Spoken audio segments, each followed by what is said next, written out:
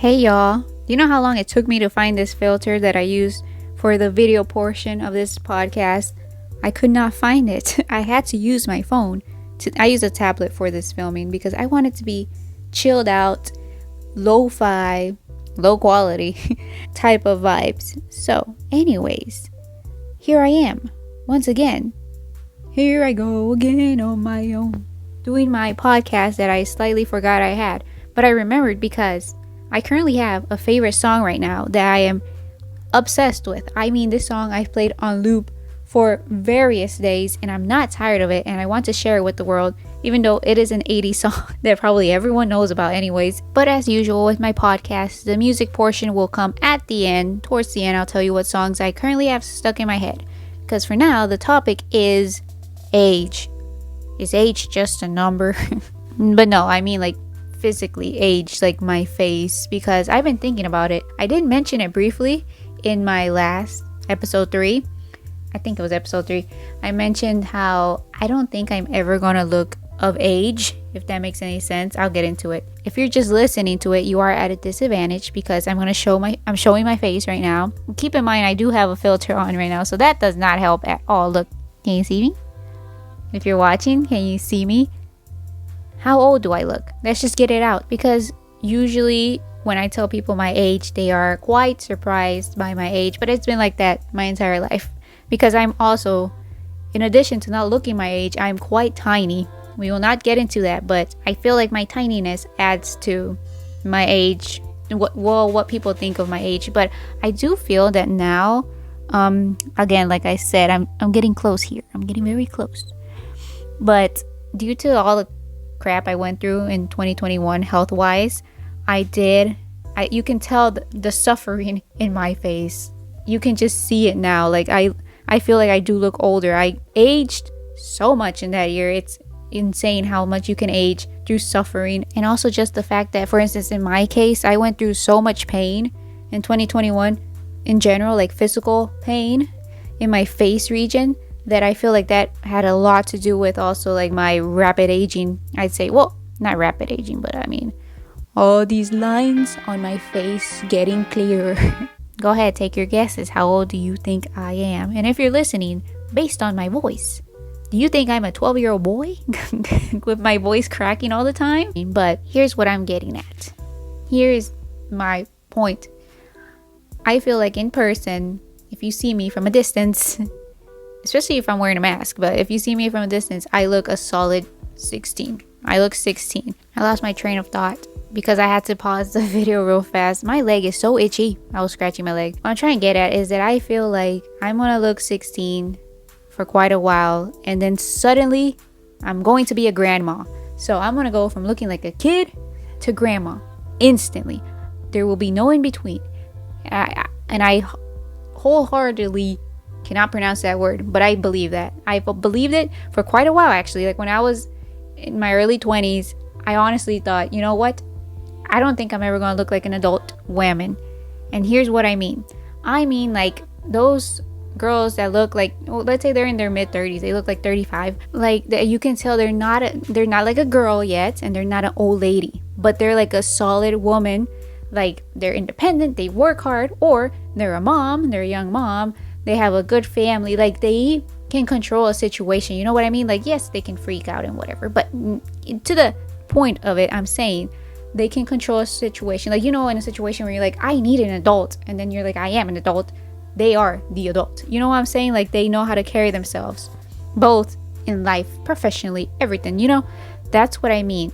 That you can just look at them. You're like, oh, this is an adult. I can go to them for help. You know, like they're a solid 30-year-old, like 35-year-old.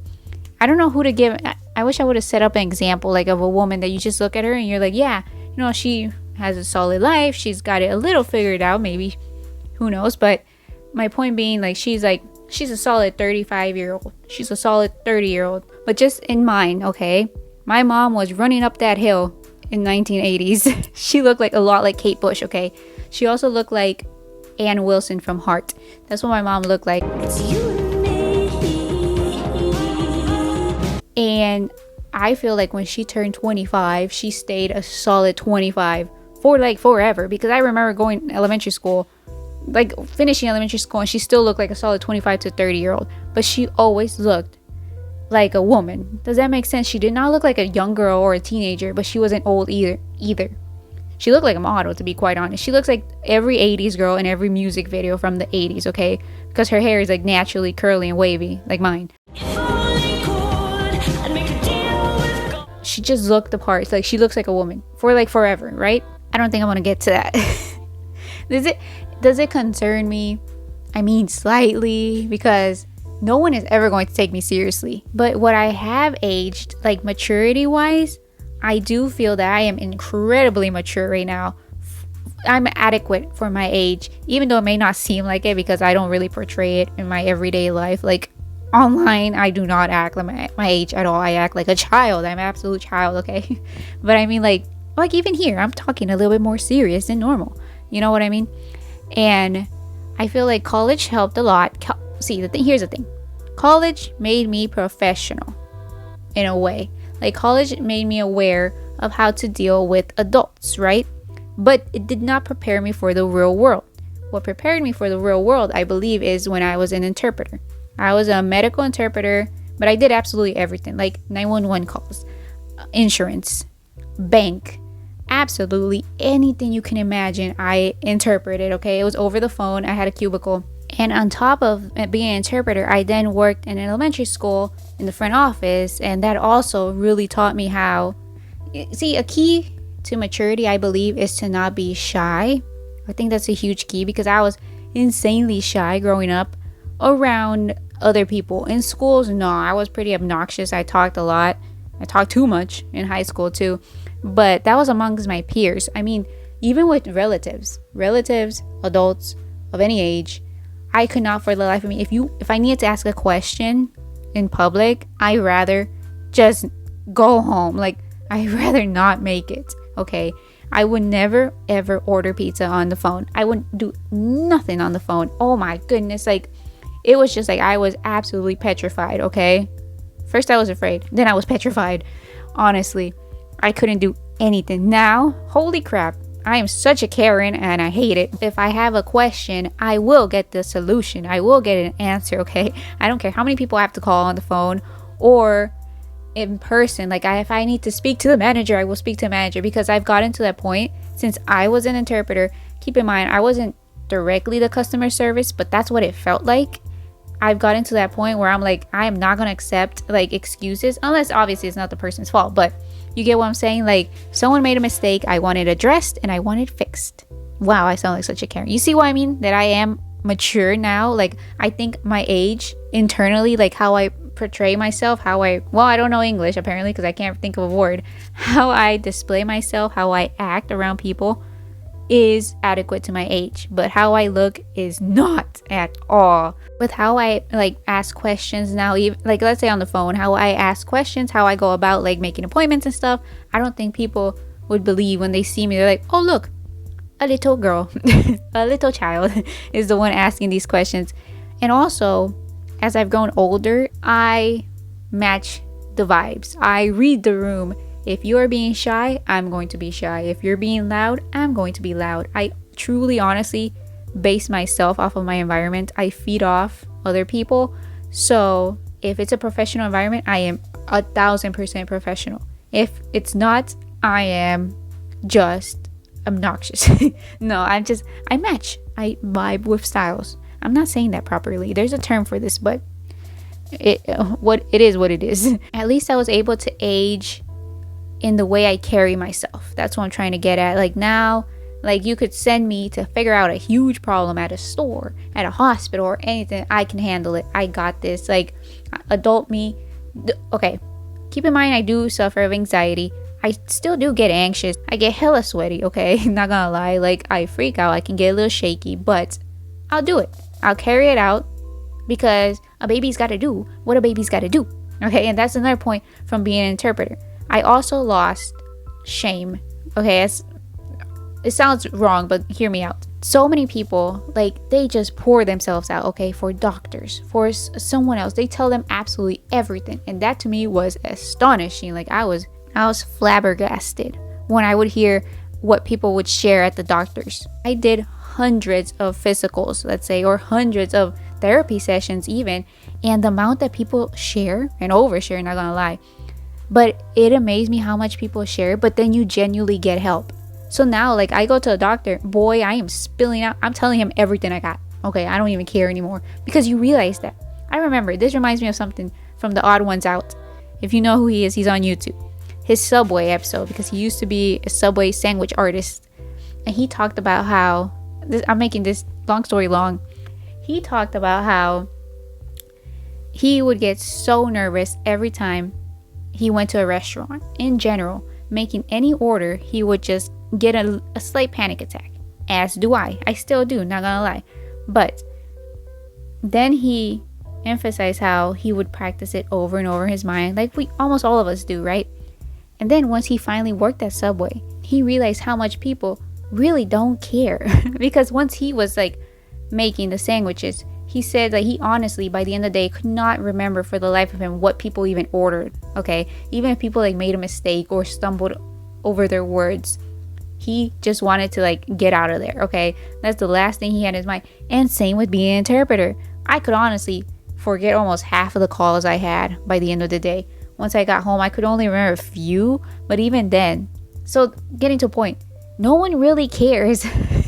Like if I go to Pizza Hut right now and I say, I want a medium large, please. And then I'm like, I want to like, or if I tell them I want a papadilla, which is from Papa John's, and I'm at Pizza Hut, I done goofed. I feel embarrassed for the rest of my life. They don't care. Like people genuinely don't care that much. Okay, so you gotta let that go, which I let go once I started noticing everything I was noticing as an interpreter, and that really helped me a lot. You know, like one time my dad asked for a quarter pounder with cheese, no onions, at the Burger King drive-thru, and I almost passed out from how much I hyperventilated for him. I do still get secondhand embarrassment that I really bad, and I need to work on that. But anyways, I'll leave you with this that I read earlier. Ageism refers to how we think, stereotypes, feel, prejudice, and act, discrimination, towards others or ourselves based on age. Which I think is a great thing to think about, which wraps up our session that maybe I'm never going to age physically properly. I think I'm going to look like a kid and then suddenly be a grandma, be filled with wrinkles. But at least I aged mentally. Because also there are things that I do find childish now that I did not when I was like a teenager. So there is that, even though I still do act like a kid a lot. Like I honestly did not, I feel like I'm 16, not gonna lie. Like I feel it. So there is that too. So my point being, what do you think? Do I at least look like I'm in my 20s? Do I? Because it does bother me slightly. Like I do wish I could once, where'd my cat go? I wish I could once like look normal. Like, oh look, she's a woman. You know? I would like that, because I don't think I'm gonna have it, honestly. I'm gonna be a kid, and then I'm gonna be a grandkid. Now share your opinions down below. How about you? How'd you age? Are you okay with your aging? Because I don't think anyone's okay. But hey, I think at the end of the day, what matters is our health, because I learned that the hard way. So I think that's what matters. As long as you're healthy, what it is. I didn't even say that right. That's like my catchphrase. It is what it is. But let's move on to my handy dandy notebook here, and I'm gonna share with you my favorite songs right now, which is my favorite topic. I love talking about music. I can talk about music all day long. Okay, so my first song that stuck in my head is not Duran Duran. The next like half an hour will be related to DD, but I mentioned in the last one, it was an honorable mention, but this was absolute months ago because I'm the way that I am. Don't be like me. But it's my favorite band of all time. 10 years. They released a single just out of the blue. It's called The Optimist, and I love it. It's so good. But that was it. They just released a single, let it out in the wild. No video, nothing, but it's so good.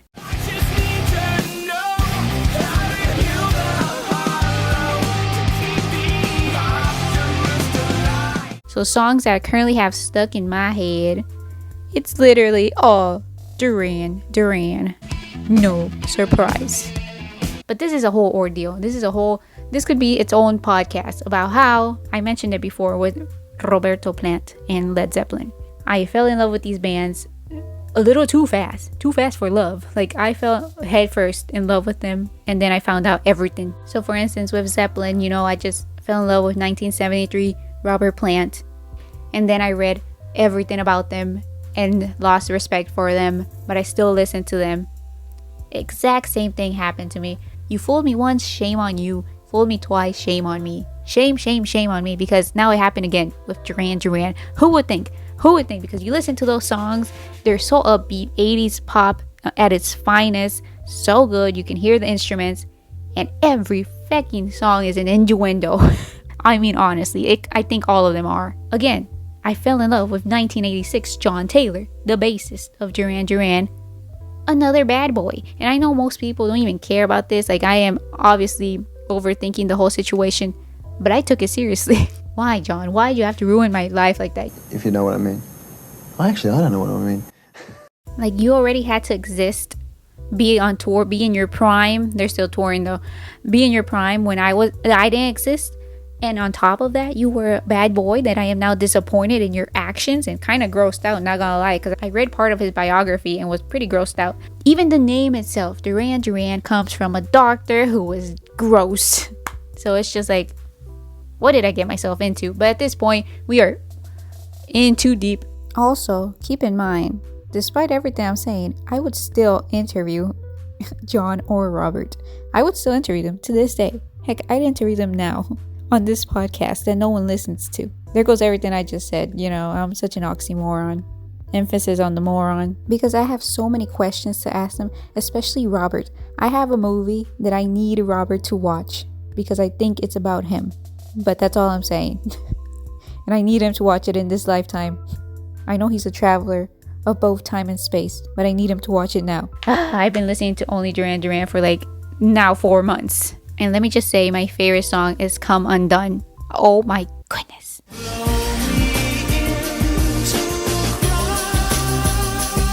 But you see, this is not my first Duran Duran song, because that's a whole nother story for another point in time. That I heard Duran Duran for the first time thanks to the cinematic masterpiece that is Shrek. I heard Hungry Like the Wolf, and I remember my parents both told me, because I saw it at the theaters, the Shrek. Wow, I burped in the middle of that. How Shrek-like of me. I'm a method actor. My parents said, oh, that's Duran Duran. Like, my mom said she loved Duran Duran and she was a Le Bon girl, and my dad just thought the band was cool in the 80s. So that's how I first heard them. But then in 2007, which I've told this story many times, how I used to wake up early before middle school just to watch music videos on MTV and VH1 because of my favorite band of all time at the moment was the Chili Peppers. I used to want to watch Danny California all the time. Duran Duran had a song called Falling Down. I saw the music video, kind of iffy about it, sketchy, but the song, I loved it.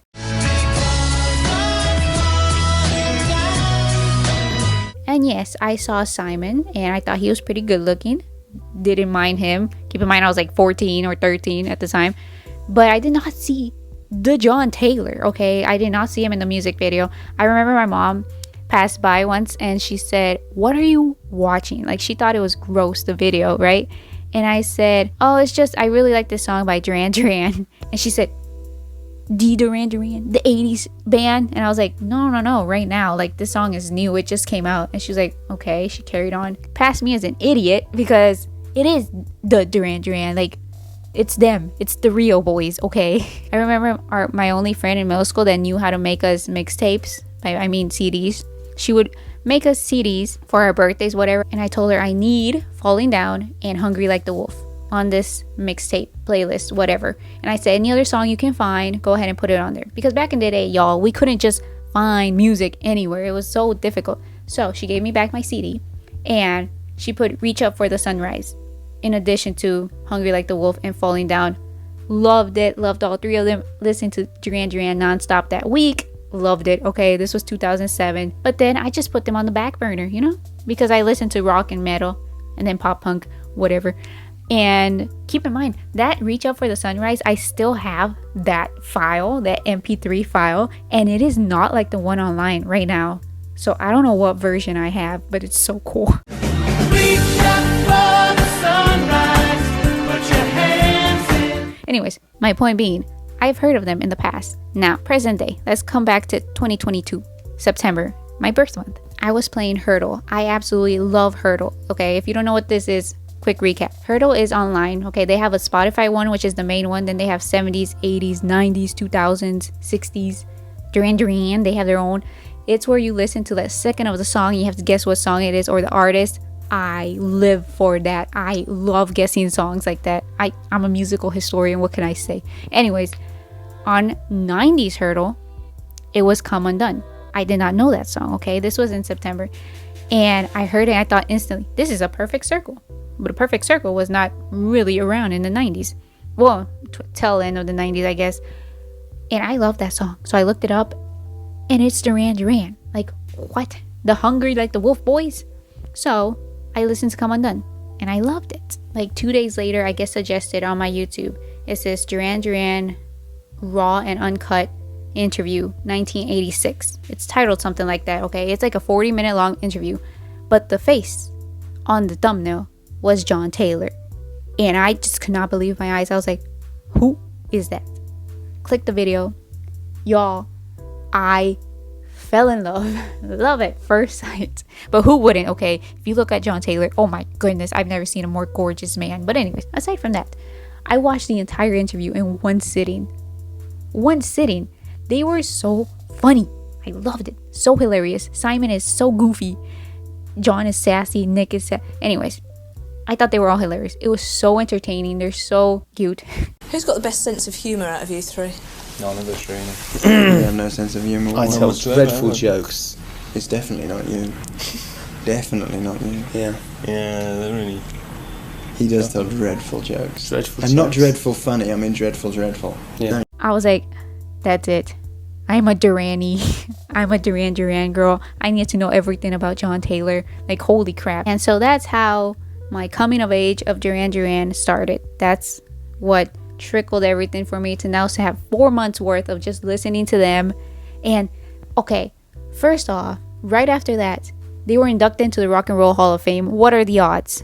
They are on the mind. And okay, and then they played on New Year's Eve. The boys are just how does that even happen when I'm obsessed with something? It just keeps coming and coming. They won't stop coming and they won't stop. I've talked too long about just Duran, considering I don't really like them because of their ways. They're wild boys, okay? They're more like mild boys now. But how about my Duran songs that are currently stuck in my head? I'm only going to give a few, but I could give like 20. First off, obviously, Come Undone.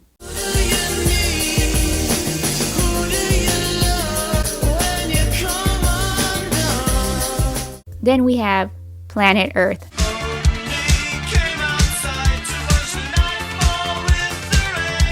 The next song that I currently love is Notorious, especially all their live performances in Notorious. Oh, because that's 1986. That's my main John Taylor year. That's my John. Okay, I gotta stop. Notorious. And then the main one after Come Undone would have to be Save a Prayer. Oh, it's so good, especially the part where he says, and you wanted to dance, so I asked you to dance. Oh, that is so good. So cute. I love it.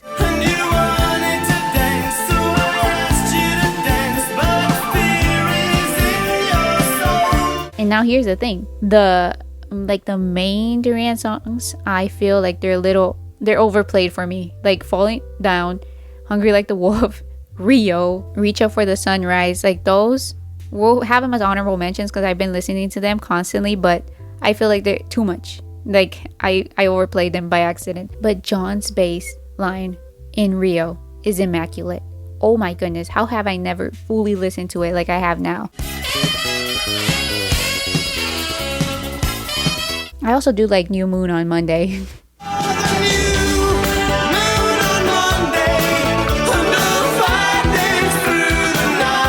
Okay, that's enough. I've talked about them for way too long. Let's move on to Robert Plant. Fantastic. I cannot get off of this soapbox, I swear. So yes, I still have the same feelings about Robert Plant. I just saw a video. Someone played Stairway to Heaven to him, like the intro on the guitar. Beautiful, perfect. I loved it. So good. I I was like, finally someone did it. Someone did the joke. Someone pulled the trigger for us all. The song is Like I've Never Been Gone, live from Houston, Texas, 1983. I was suggested this song on my YouTube, and the moment I saw it was like live in Houston, I'm there, because how dare Robert come tour here when I was not even born yet, okay? Speaking of age, it's so good. I love that song, and it was recorded live here at the Summit. I love it. The rain stops pouring down, I'll be waiting for you, baby. And moving on to Zeppelin right away, because I'm talking too much. I love the performance at Royal Albert Hall 1970, What Is and What Should Never Be. And I absolutely hate what that song stands for. I hate everything that song stands for, but it's kind of like Hot Dog. Freaking Hot Dog is such a masterpiece, a country masterpiece by Zeppelin, but I hate everything it stands for. Same with this song. I love it, especially at the part where Jimmy has like a slight, well, he has a solo, and then it's like dun dun dun dun dun.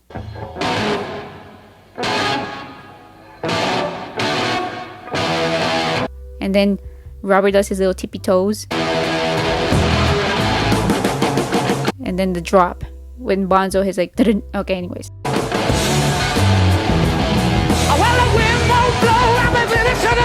Alright, now let's just get to the main song. This is a song that's been stuck in my head for like 3 weeks now. Every single day I have to listen to it. I love it so much. And I gotta move on from all my niche talk, because everything I talk about on this channel, my channel is so niche, but I love it. It is It's My Life by Talk Talk. Ironically, it's my life and it's niche. Oh my god. I heard the song on a John Taylor edit on... Okay, I have a TikTok just to make funny videos, but I don't never use TikTok. But I was suggested this video. They know, okay? They know my interest. And it was a John Taylor video to Talk Talk. And I love the song. I've heard it before, but never that verse. It's so good.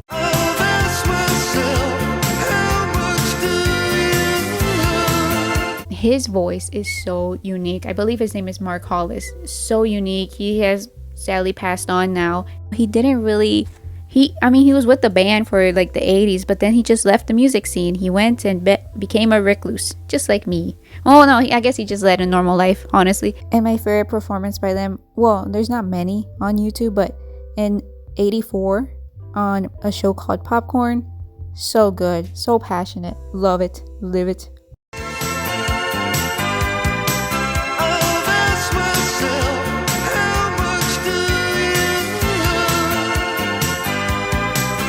That song is fantastic, but I've tried listening to their other music and I'm not really into it. But again, it could be just a me problem, because I lean towards rock and metal, and though for some reason I'm listening to Duran. And I'll leave you with that.